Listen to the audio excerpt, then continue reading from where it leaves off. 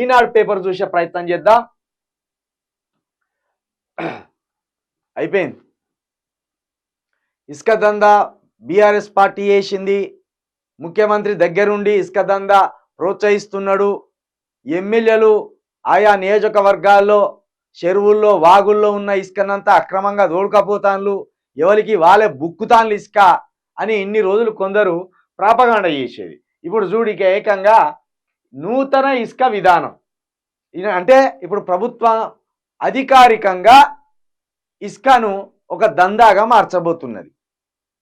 ఇసుక దందాను ప్రభుత్వం అధికారికంగా మార్చబోతున్నది. నూతన ఇసుక విధానం ప్రభుత్వానికి ఆదాయం, ప్రజల అవసరాలు తీరేలా పాలసీ. అక్రమ రవాణాదారులపై కఠిన చర్యలు తీసుకోవాలి. ఇక అక్రమం ఏముంటుంది? ప్రభుత్వమే టెండర్ వాడినాక, ప్రభుత్వమే ఒక లెక్క పెట్టినాక ఇక అక్రమంగా తీసుకుపోవడానికి ఎవడు ఉంటారు? అంటే ఇప్పుడు దీన్ని ఎంఆర్ఓ చేతుల్లోనో ఎండిఓ చేతుల్లోనో పెడతారు, లేదా కలెక్టర్ చేతులకు అప్పగిస్తారు. అప్పగిచ్చి ఓ టెండర్ పలుకుతారు. ఓ పలాని వాగు దగ్గర ఇంత ఇసుకున్నది, రోజుకి ఎన్ని టన్నులు పోవాలి, లేకపోతే ఎన్ని లారీలు పోవాలి, ఎన్ని ట్రాక్టర్లు పోవాలనేది టెండర్ పలుకుతారు. ఓ 20 లక్షలు 30 లక్షలు కోటి రూపాయల టెండర్లు పలికి ఆ టెండర్ల ద్వారా ఇసుకను తరలిస్తారు. అక్కడ ఏం చేస్తారు? ఆ నియోజకవర్గాల ఎమ్మెల్యేలు ఇవాళ 100 ట్రాక్టర్ల ఇసుక మాత్రమే వాగు నుండి తీసుకొని పోవాలి. వాడేం చేస్తాడు?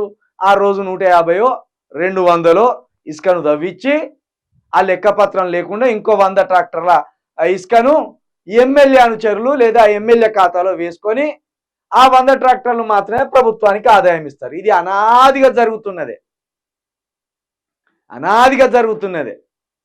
ఇసుకను కూడా ఒక దందాగా పెట్టింది. దీనివల్ల జరిగే ప్రమాదం ఏంటంటే, ఊర్లలో ఒకనాడు ఇసుక ఒట్టిగానే తీసుకొచ్చుకొని ఇండ్లు కట్టుకునేది.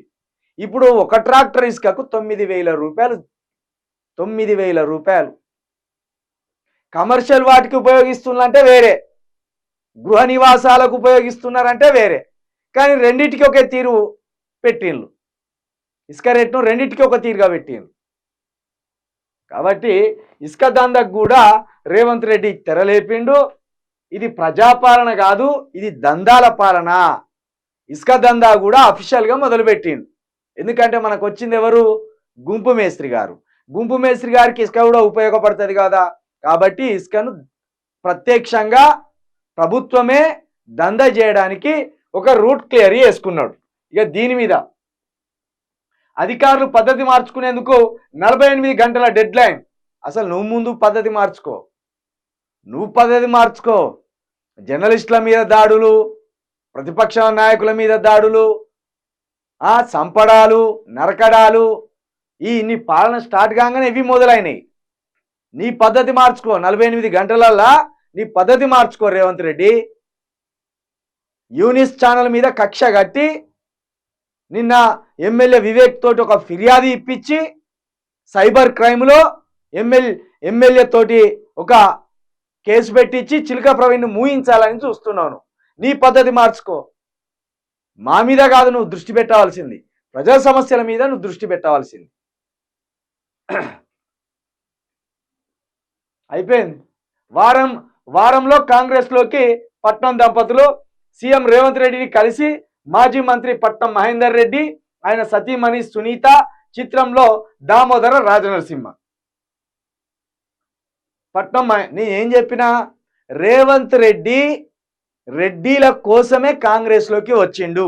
ఆయన పార్టీ పెడితేనో, ఆయన తెలుగుదేశంలో ఉంటేనో, బీజేపీలోకి పోతేనో ఆయన ముఖ్యమంత్రి అయ్యే అవకాశమే ఉండకపోవు.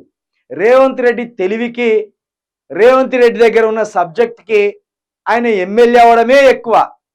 కానీ ఆయన ఎందులోకి పోయి ఆయన వ్యూహాలను సరిగ్గా అమలు చేస్తే, ఆయన సరిగ్గా రెడ్డిలను గనక ఉసిగొల్పితే ఖచ్చితంగా ముఖ్యమంత్రి అవుతాడని ఆయనకు తెలుసు.